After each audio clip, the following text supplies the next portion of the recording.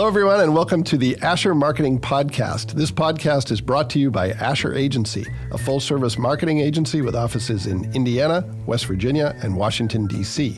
For nearly 50 years, Asher has helped our clients tell their stories, reach customers and prospects, and stand out from the crowd. To learn more about how we can help your company, visit asheragency.com or contact us at hello@asheragency.com. My guest on the Asher Marketing Podcast is Jason Parsons. Jason, how you doing? I'm well, thank you, Anthony. How are you? I'm great. Well, thank you so much for joining us. I understand that we have Mike Fulton in common. We both know Mike. How do you know Mike? Oh, boy. I've known Mike for probably 15 years now, from West Virginia. So I'm a graduate of West Virginia University, and as is Mike, and a native West Virginian. And Mike is a world-class connector of people. So I had met him back when I was a student in college, and we've remained friends since. Yeah, I think anybody who has any association with the University of West Virginia has a connection to Mike Fulton. And you're right, he's sent a lot of great guests our way. So I appreciate you taking the offer that Mike put out there. Well, I want to start, Jason, by talking a little bit about your career path. And you've taken some interesting turns in your career. What I'd like to hear about is, when did you start thinking about what you might want to do in terms of a career? What path did you follow, and then what stops did you make along the way, and what were some of the twists and turns that you took? Well, that's a great question, and I have had, and one of the things I've learned as I've gotten further in my career is it's often a meandering path. And I think that one thing, if I would go back in time and think about myself as a college student, I was a very active student in college. I was the student body president. I spent more time doing things outside of the classroom than in the classroom. And so I started not to think about it in the normal sense that a lot of people do. I was living in the moment and having a good time and doing some great things as a student. And there was a point in time when I thought I wanted to go into politics. And I think that was in part because I love public policy and government. And, the work I'd done in student government at my university was a natural segue into that. But as often life, turns out, it sort of took on a different path. And I would say first that the initial foray into where I am now began in response to the 2010 coal mine explosion in southern West Virginia, near where I grew up.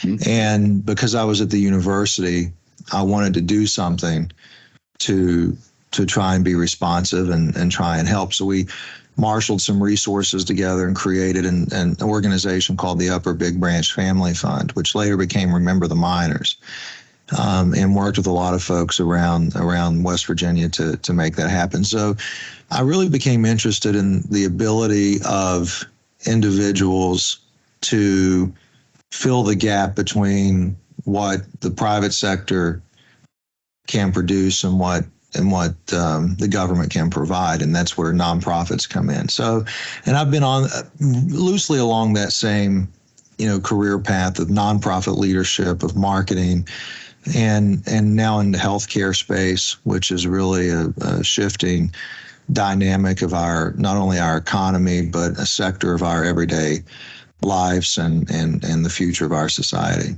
Sure. So your involvement in what became Remember the Miners, was that your first foray into the nonprofit world? Had you any experience previous, other than obviously your work with the university? Was that your first time working for or with a true nonprofit? It was, yeah. Well, I mean, other than in the volunteer capacity, but yeah. But that was the first time where I was, involved in starting something, creating something, and that actually kicked my career off, which I didn't anticipate. And two, the other thing I would say is, I think people sometimes get too structured. I mean, structure is a great thing and an important component of our lives, but people get too focused on, well, I've got to do this, and then I've got to get this degree, and then I've got to get this job, and that job, and this job. And I think if you do that, you're really limiting yourselves. And that's counterintuitive to what most young people think, what I thought when I was in college. But you have to be open to opportunities. You have to be willing to take risks. You have to, play the hand you're dealt, so to speak, and take things as they come and analyze opportunities and not be so narrow-sighted. Oftentimes we focus that hyper-focus, or we associate hyper-focus with ambition and with success. But I actually think it's the opposite of that. I think it's having a broad view. Mm-hmm. Yeah. Well, and it's good to have goals. It's good to know what you want, but be flexible in how you're going to get there, because life will surprise you, as it sounds it has for you on many occasions. Yeah. So you're working on really what is a startup, a nonprofit. Tell us a little bit about how that unfolds and where you go from there. Well, so that unfolded in terms of, we were able to really be on the forefront of responding to what was a disaster that affected my community and my state. And I thought, as a student leader at the university, I had an opportunity to get involved and try to help. So it was a very organic process. I didn't really set out to do it. We just wanted to do something to be helpful. Yep. And that actually led to, I met a gentleman who also was very instrumental in starting that, named Eric Mundell, who ran a company called Brightline in Alexandria, Virginia, that was doing marketing work to support what we were doing with Remember the Miners. So we began working closely together, and then I came to work ultimately in the DC area for Brightline on cause marketing. How do we align public corporations, big organizations, for profit, with what their public good utility is going to be, and how do we market that? And that was really fascinating work, and that began my entry into where I ultimately have ended up. And then I ran a nonprofit for a while, community-based nonprofit, and I moved back to West Virginia after a loss in my family for a little while, and worked in government. And then I came back, and this sector of healthcare that I found myself in is really fascinating, because it's a big growing segment of our healthcare industry. You're still in the nonprofit space, but you're able to tackle big problems.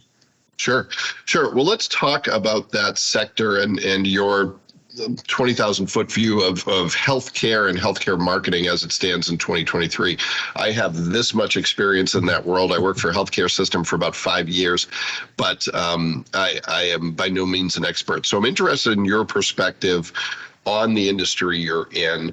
If you can talk a little bit about the work you do broadly and how you look at it from a marketer's perspective. Well, so taking care of the very sick is a age-old situation that humanity has faced. And it's always been people before the advent of modern medicine taking care of those who were terribly ill or at the end of their life in their family and their community. It really didn't become what we call hospice care, an organized system of care in the United States, until the late 1970s, early 1980s. And it was in response to, at that time, mostly folks in the practice of oncology working in hospitals, seeing mostly at that time cancer patients, dealing with really terrible consequences of that disease as it progressed, and thinking there has to be a better way. So there was a nurse in England named Cicely Saunders who created this concept of hospice, and meaning that we have to focus on beyond the cure for the disease, but really addressing the symptoms that associate with the disease and quality of life for people to be with their families. And so that came across the pond, so to speak, and became really organized by nurses. Our founder was a nurse at the hospital in Winchester, Virginia, a wonderful woman named Helen Zabarth.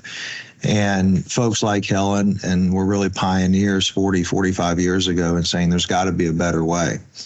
And it was volunteer driven. It was folks organizing themselves in their church or at the hospital or the auxiliary of the hospital or in oncology practices. And then it really a milestone occurred in 1982 when Congress passed a hospice benefit into the provisions of Medicare, where it's a fully covered benefit of Medicare. And about 90% of our patients at our organization, Blue Ridge Hospice, now known as Blue Ridge Care in Virginia, is about 90%. So that was really revolutionary. This is a fully covered benefit by Medicare. And interestingly, it was one of the few social services pieces of legislation, new social spending program initiated in the Reagan administration, because it was proven to be able to also save the system money. Yeah, and also so it was looked at as an investment more than an expense. Absolutely, and also providing higher quality of care. Yep. So anyway, as 40 years goes on, and the aging tsunami that's taking place now, and the concept of aging itself is a longer process. Yeah. Somebody said, dying is a chronic condition. So we really think about it differently. It's not just for the very end of life, and it's not just this sort of, depressing, set of work. It's really a robust healthcare sector. And we're really becoming, as a lot of our peer organizations are, really comprehensive care providers for the aging and for those living with serious illness, well beyond the normal, confines of what people think hospice care is. Because people think oftentimes you sort of have one foot in the grave when you enter hospice, and that's not the way it was intended nor the way it's got to be. Sure. So it's a fairly new concept in the grand scheme of things. Yeah. How much time do you need to spend educating people about what hospice is versus promoting your organization as a known quantity? Are you spending a lot of time still explaining what hospice is? Is that still a necessity? Or do people get it and now it's about differentiating your organization? That's a great question. It's both, but it's mostly explaining what it is. And unfortunately, that word has so ingratiated itself into the collective conscious of the public that they think, it's a constant, upstream swim to get people to understand that this is not just for the very end. But there are ways that you do that from a marketing perspective. One is you have to understand the strategic implications of what the organization, the healthcare, that sector of the healthcare is trying to accomplish, and that is really get rid of the fragmented system of care that often accompanies aging or often accompanies a serious illness, even if it's not a terminal illness. So how do we provide the broad continuum, and how do we make it not fragmented for patients and their families? So we start by communicating that and what the benefits are. And oftentimes, your audience will say, wait a minute, that's what hospice care is. So I think you have to start with what the modern day strategic initiatives are for how you structure the organization to really meet the needs and a broader shifting healthcare landscape. And then you can start talking more pointedly about the position of your organization in that market or with those consumers, those healthcare consumers. But, they're always saying, every hospice marketer will tell you, there's always what we call them the great myths. And the great myths are that it's, you've got to have one foot in the grave. The great myths are it's a place you go, wherein 95% of care is delivered wherever somebody calls home. And there's a myth amongst some folks that it's a luxury, and when it's covered by Medicare, and it's totally 100% covered. And also because of that, oftentimes folks who have the ability to pay for high out-of-pocket private duty care think that what is actually a very sophisticated system of care is just for the poor and is below their standard. So you also have that. So there's a lot of challenges to face, but the rewarding part is in telling the great difference that it makes in people's lives. Yeah, for sure. Well, it sounds like you have plenty to do in explaining what hospice really is. Within that, how do you differentiate Blue Ridge Care? What do you believe makes the organization stand out? What do you as a marketer try to focus on to help patients and their families see your organization as a great choice? I really appreciate that question, because it is really an amazing organization. I've worked in two large hospice providers, and I've also worked in consulting around the field. And Blue Ridge is a very unique organization, one, by the community that it serves. It's a very close-knit, tight community, even as we're now expanding further into the suburbs of DC and in Northern Virginia. There's a certain resonance that our longevity in the community and our commitment to quality, which is really the key part of the answer to that question, is we're a high quality care provider. And every family that comes through our service is asked to participate in a Medicare survey.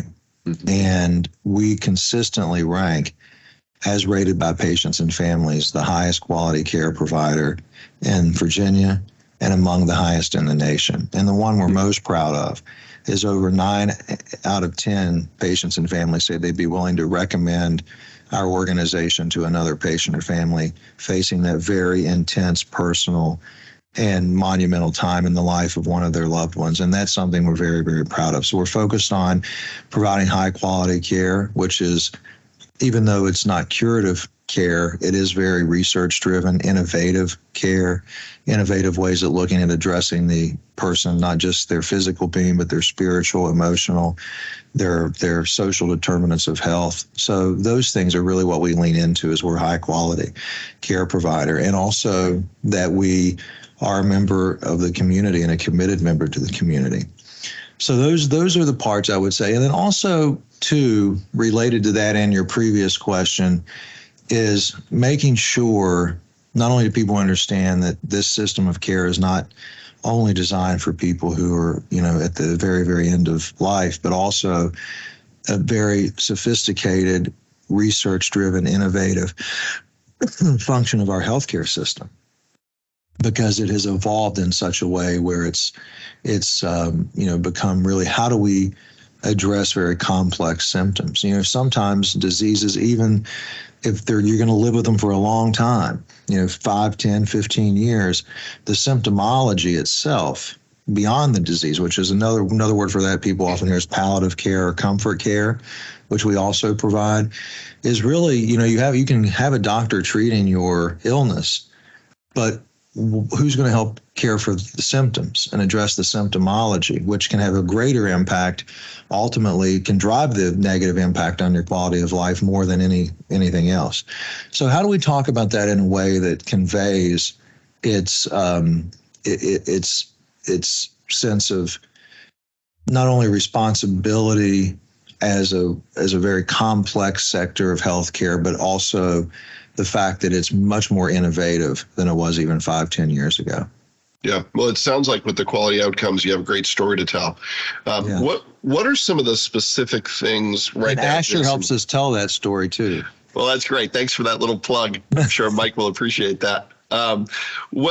What are some of the things that you're spending time on that are taking up a lot of your time, a lot of your headspace at the top of your to-do list? Things that maybe they're complex, maybe they're challenging, maybe they're exciting. What's the big rocks you're trying to move right now? Well, that's a great question. And so my career has continued to take on different turns, as we were talking about earlier.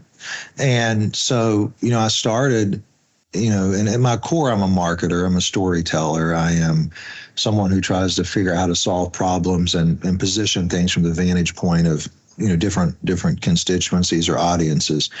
But as I've also I like to learn and I like to know things and I like to be a part of the big picture. And I've learned a lot about not only marketing in hospice care, but about strategy in the broader healthcare system. So I joined Blue Ridge 1 year and 3 months ago. And in the last 2 months, I've taken on this role of Chief Strategy Officer, which means that I help lead our marketing and communications philanthropy functions, but also the strategies for how we play in a shifting healthcare system, which is increasingly taking up more and more of my time, my headspace.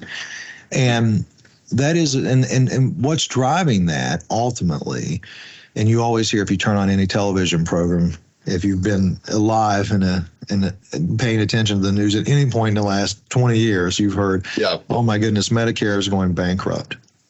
Mm-hmm. And so Congress is always grappling with how to fund Medicare, which is not only one of the biggest social services programs in our society, but also thank goodness, most people who get seriously ill are 65 and older. Yep. And most of them are Medicare beneficiaries. So that's 90%. That's 90% of our insurance base is Medicare. And also Medicare drives the bus, so to speak, in what's happening across the landscape of healthcare plans and payers, what we call payers in the system. So that has been really a fundamental shift we're right in the midst of, not only in our field, but all across healthcare. And it's premised on improving quality and reducing the cost to do that. And it's called value-based care is the nomenclature that policymakers use. And what that really means is, how do we, instead of, coordinate care, how do we, across the different organizations that exist caring for this patient, how do we make certain that we're not duplicating efforts? How do we focus on moving things upstream? How do we focus on what really matters to them and what their values and what their goals for care are? And how do we do all of that with less money? So that's really, been an interesting shift. And what's driving it really is hospitals, because we have 5,000 hospitals in the United States out of $4 trillion in healthcare spending. They occupy about 3/4 of that, between 2/3 and 3/4. Also, so physicians are $1 trillion of healthcare spending, but there are 1 million doctors in the United States, roughly. So I always joke and say hospice care is only a $250 billion sector of our healthcare economy. But it's also one that has high needs patients and complex patients. So how we're going to exist in the value-based healthcare world is something that's a fascinating question. Anybody listening to this who works in healthcare has probably heard something about value-based or heard something about how we're going to lead that shift. So to get to the point of your question, what we're doing is creating additional service lines, for example, that enable us to broaden the continuum. We're starting a program which is a federal program funded by Medicare and Medicaid joint program called PACE, which is the Program for All-Inclusive Care for the Elderly. And that provides for individuals who are certified for placement in a nursing home, age 55 and older, have Medicare and Medicaid. We provide that level of care in the home setting. So we say they remain safe in the community and happy at home. And we have an adult daycare center that we're building that we transport the participants in the program to, provide clinic care, health care, coordinate all of their health care. And that is a really unique model because it's enabling us to leverage our core skill, which is providing complex care in people's homes, while also broadening the continuum and focusing on more upstream care. So that's one example of what we're doing, practically to help exist in that changing world. There's all sorts of other fascinating things going on with ACOs, which are accountable care organizations, which are providers working together to reduce what we call the total cost of care for Medicare beneficiaries. I won't bore everybody with all of that, but that's another fascinating thing that's taken place. That's a big shift. And also Medicare Advantage plans are very popular. We have more people in the United States enrolled now in a Medicare Advantage plan than traditional Medicare. And that's an interesting, because now you're negotiating with the healthcare companies that manage those plans. So, there's been a big shift, and consumers like Medicare Advantage, which was and there's a bipartisan support around that because consumers like the Medicare Advantage plan. So, this intersection of health insurance plans, healthcare providers like ours, and the need to focus on people's own values are really, and how providers are paid for that. It used to be you have a broken arm, you go to the doctor, and then they bill for a broken arm. Yeah. Now they're saying you have X amount of money per month to care for Jason. So if you care for him, so if you have $5,000 a month, theoretically, you care for him for $4,000, then you make $1,000. $6,000, you lose $1,000. Yep. Used to be you just bill what they call fee for service. And so that's been a big shift. So healthcare is changing. And the other driver that, lastly, I'll say, is the high healthcare costs impede our ability to compete in a global marketplace. There's a great Wall Street Journal article called about Ford Motor Company, HMO on wheels, because their healthcare costs were so exorbitant they couldn't compete with foreign car manufacturers. And the United States spends more on healthcare with poor outcomes than some of our top competitors. So huge systemic changes occurring in healthcare. They're fascinating to have a small part of. Yeah. So small problems you're working on, little things, right? Yeah. Yes. Well, I heard it said not too long ago, and it probably should have struck me sooner than when I heard it. But someone said we used to be a manufacturing economy, then we were a knowledge economy. Now we're a healthcare economy because it is such a large portion of the economy itself, the workforce. It drives workplace decisions. It can be something that, will prevent someone from starting their own business if they aren't going to have, a clear path to health insurance. So it really affects so much that happens in other industries while also being such a large industry unto itself. Right. It's daunting to me, and I'm glad there's smart people like you working on the problems because I left healthcare marketing a long time ago, and I think healthcare marketing was glad to see me go. So I'm glad that you're on it. Let's pivot. Yeah, go ahead. Yeah, go ahead. Well, I was going to say that just lastly, you're such an important point because healthcare is a growing sector of our economy, and there are really interesting reasons for that. But also, to the point about the point I made about the car company and HMO on wheels, healthcare costs are so exorbitant, it's choking off the ability of businesses to thrive. In some cases, get started. So we've got to grapple with that while also improving quality.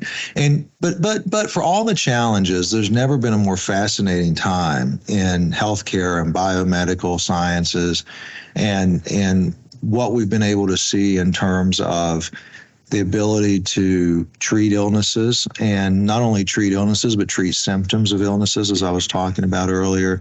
And what we're learning and the advancement of healthcare and biosciences is amazing. And you can trace it back to really the sequencing of the human genome 20 years ago. And we're just getting into all of the amazing things that's going to achieve for society and for humanity. So the challenges are daunting, but also on the other side of that coin, the opportunities are really boundless too.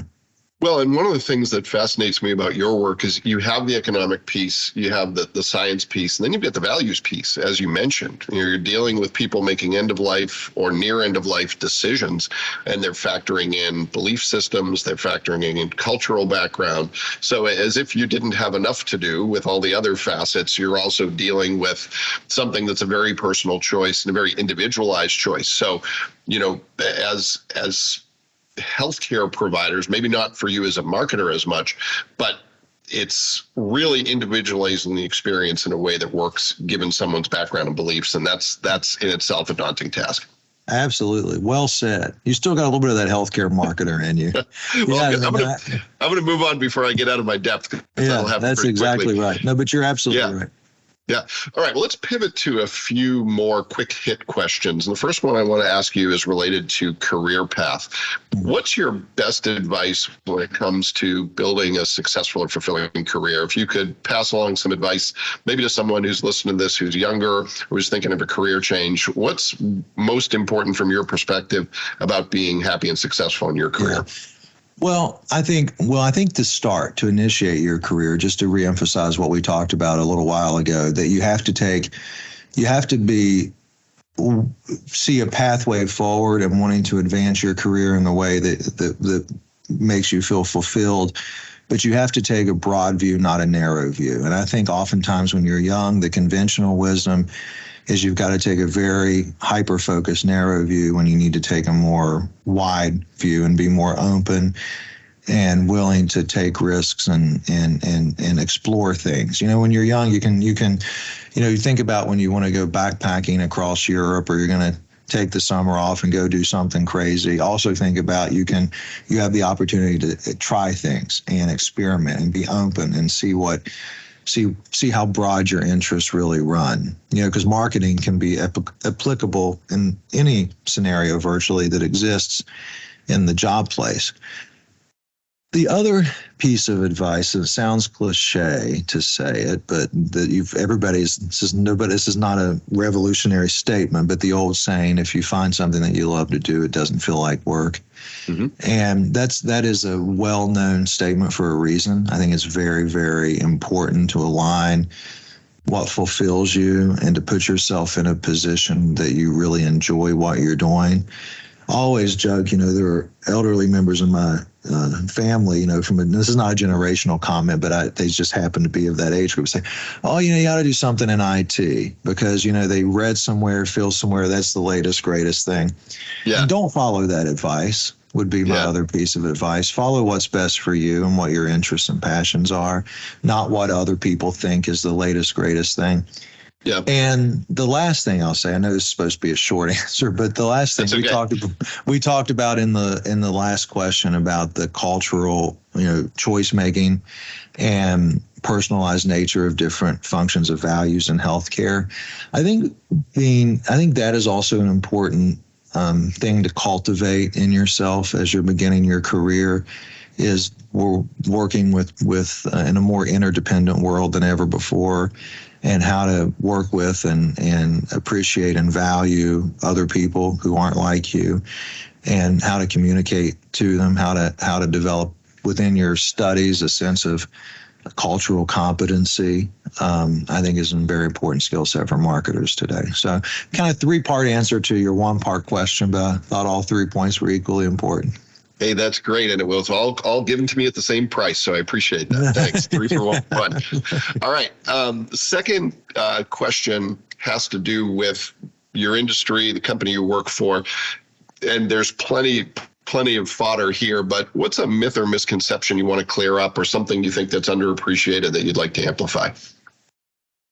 Well, without a question, that traditional hospice care as we know it, and again, that itself is changing, is not just for people who are at the very, very end. And the number one feedback we get from patients and families is, I wish we'd have called you sooner. Mm-hmm.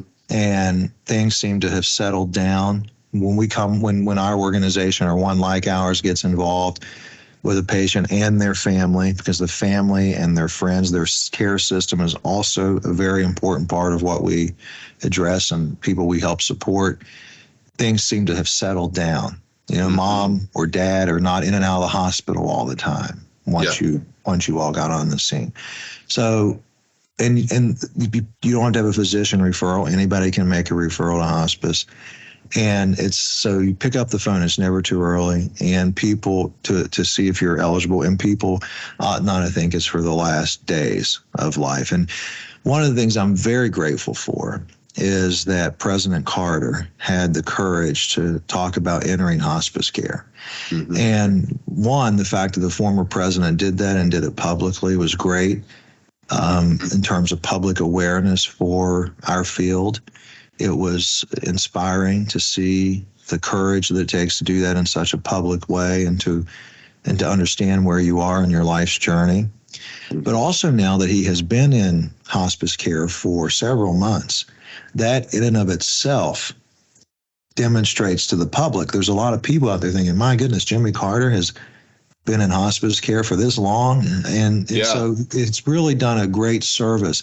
So that's the other thing I wish, not only the public knew, but more people would help the public know that by having the courage to tell their own story. Well, that's a fantastic example, and it also speaks to the problem, because when it was announced he was going into hospice care, the next thing you saw was almost the eulogies being published, right? In a sense that it was imminent that he would pass away. So I think that is a teachable moment for people to say, all right, let me reframe what this is. And I think that's true, for the rest of us as well. You hear someone is going into hospice, and your immediate thought is, okay, it's only a matter of time. It's I think critical to educate people that's not necessarily the case, primarily so that families can have conversations that aren't confrontational, that are helpful about putting someone into hospice care, not as a last resort, but as the best way for them to make it through their, their the last part of their life. Right. And it's not giving up. And people still, and it's sort of this catch-22 where people do wait until the last moment, and you see people, they've entered hospice, and it's the end, and too often it is, because people, and when I say people, I mean families, also mean other physicians, providers who want to do absolutely everything they can to cure a disease, that they do become involved with hospice care too late. But also, though, there's still, even for people who have a terminal illness, even for people like President Carter, who are 95 years old, 100 years old. One of my favorite stories is a 102-year-old during COVID that was in a nursing home and had COVID and came into our care and got better and did what we call graduate from hospice, which is pretty amazing. Yeah. But people, if they get enrolled early enough, Duke University has a great center for end-of-life care that really studies these things, and people sometimes end up living longer and certainly living better. Even at the people 95 years old still have a bucket list. They have things they want to get done. And it may not be, climbing Mount Kilimanjaro, but what it can be is, I want to go fishing. I want to go to the beach one more time. I want to be around for my daughter's wedding. I want to see my grandchild graduate college. And we want to help them get those bucket lists done, because even with a finite amount of time, which on some level we all have, people still have things they want to get done, and we want to help them do that and focus on living instead of focusing on the fact that they have a serious illness. So that, and one of my favorite ways to do that, I'll just have to share this story. I call it the story of the second visit. And we were talking earlier about when I came and moved from West Virginia to Washington, D.C., in working in calls marketing. I had met some folks also from West Virginia who worked in hospice care, and I thought, like everybody else, oh my God, this is doom and gloom, and this has got to be the most depressing work. And they said, we ought to go out with one of our nurses on a home visit. So I did that, and I'll never forget, her name was Nancy, the nurse's name. And we went out, and it was a rainy, gloomy day, and we knocked on the door and went in. And, they started, this patient was on a whole bunch of medicine, 90-some-year-old woman, lying in bed.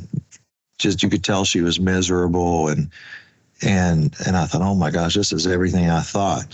She can't get out of bed, and this is just as depressing as they say it was. And so that kind of stuck with me. And then I was talking and working with this group some more on some marketing things. And I ran into that nurse, Nancy, and I said, oh my goodness, that just really stuck with me. I don't know how you do that, which people say to our clinicians all the time. And she said, we ought to come back with me on another visit.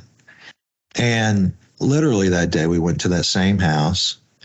And this lady lived in a little house in Northern Virginia that she had lived in for 70 years. And this day, it was cloudy and rainy the first day. This day, literally, the sun was shining. It was in the late fall.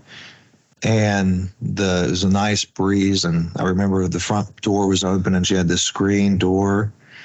And we walk in, and there's a volunteer from hospice giving this lady a perm, sitting up in her kitchen. She's got literally baking cookies and talking about her grandkids or great grandkids coming for the holidays. And we had gotten involved with her and started focusing on what matters to you. And she cut back, she was on all these medications. This 95-year-old woman in hospice doesn't need all these medications, for example, part of her care plan, value-based. So I tell people that, and I can tell a lot more to that, both of those visits and that story. And I tell people that, everybody thinks, I thought, that what hospice care is about is what I saw and what I felt on that first visit. Mm-hmm. But what it's really about is what I saw and what I experienced on that second visit, because we had been involved with her, and she was very much focused on living the life she had left instead of being miserable and anguished in the disease and aging that was taking place. Yeah, that's great. I love how you bridge that. And I think stories like that are ultimately what will slowly over time, unfortunately, change those myths and misconceptions. But certainly that's what people need to hear. Great story. All right. The last one is maybe easier. I'm going to ask you about the work you do as a marketer to think about a tip, a trick, a tool, a hack, something you use, maybe not every day, but frequently, that really helps you be efficient, be effective. You know, marketers are looking for ways to get the job done smarter, not harder in 2023. What's something you recommend that might help them do that? Oh, that's a simple question, but a complex question. I think how we allocate our time. If you're a marketer, you're creative. Don't get bogged down in a meeting just to have a meeting. Mm-hmm. One hack I have is I don't do meetings just to do a meeting, and I try not to. Yep. And somebody's there and you take notes and then talk about when you're meeting again. I want to have a meeting, and so dedicate time to creativity. Yeah. Carve out time to think and to brainstorm and to talk to your creative colleagues. I think that, taking the time in our fast-paced world to need to respond to this, to respond to that, and be more strategic, particularly for marketers that work within an organization. I think that's very important because, if you're starting out in your career and you're an entry-level marketing person and your responsibility to some of the people in the organizations, particularly those from a previous generation, are just to post things on social media and, can you take the time to think about and demonstrate your worth and value by being more strategic. Is our right audience for this? Think through things. Would it be on LinkedIn or would it be on Facebook? Would it be on Instagram or TikTok? And then think about how you're going to communicate to the audience. So methodology, particularly early in your career, being strategic, taking time to be creative, I think is very important. I carve out time in my calendar every day for those types of things, to be impromptu and call up a colleague to brainstorm on something. So I think in a nutshell, that would be my best. There's a lot of hacks out there, but that's the one that I find useful. Well, and the hacks aren't worth much if you're not coming up with good strategic ideas. Related to what you're saying, this is another cliche, but it's worth repeating, is that some of the best ideas come when you get away from the day-to-day grind and you go do something that's a context switch, and all of a sudden, the problem you've been trying to solve kind of solves itself. So I really like that advice. And if boiled into a nutshell, don't go to a meeting just to go to a meeting. Make sure you know why you're there. And if you can free up that time to think more creatively and strategically, that's probably a better use of it. Absolutely. Well, Jason, this has been great. Really appreciate the work that you and your organization do. I know it's challenging work. The industry itself is challenging, and you're in one of the more challenging facets of it. But really appreciate that work. Appreciate you working with Asher, and appreciate your time here today. Thank you very much. And we love working with Asher, and you all have been a great partner for us. That's another good hack. Hire Asher. All right. Well, we're going to close on that note. That's awesome. Well, thanks for everything you do, and thanks for being a guest on the podcast. Thank you, Anthony. It was great to be with you. Thank you for listening to the Asher Marketing Podcast. The Asher Marketing Podcast is a production of Asher Agency, your full-service partner for marketing, advertising, and public relations. We'll be back next time with another great guest, and we hope you'll join us then.